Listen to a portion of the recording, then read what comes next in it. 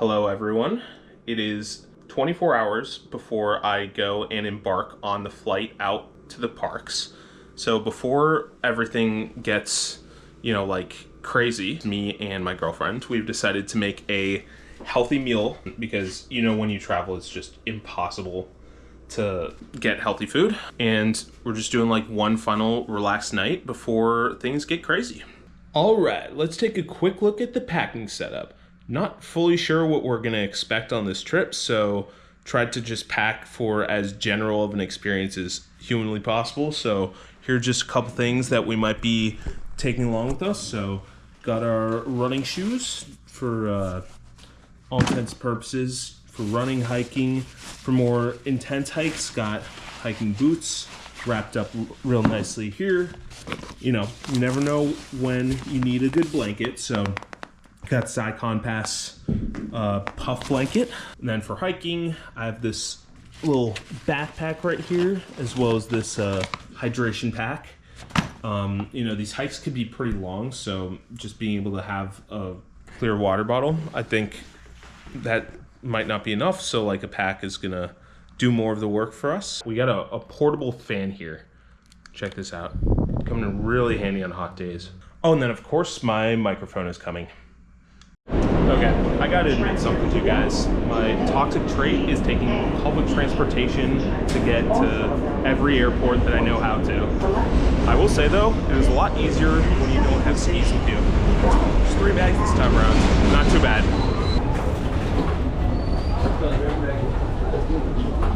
Flight is boarding in 10 minutes, but while we're waiting, still getting a little bit of winter stuff done. I know that I will be sitting down in this seat for another 5 hours, but don't really know what's gonna happen after that. I still have to book my hotel for tonight. I didn't really book a hotel because I don't know if the flight's gonna be delayed. We also got a notification that there's an air traffic controller shortage at Newark, so there might be delays in taxiing. This first national park I've never been to before, so it's gonna be an adventure no matter what. I'm very curious to see whether these bumps actually come out on camera.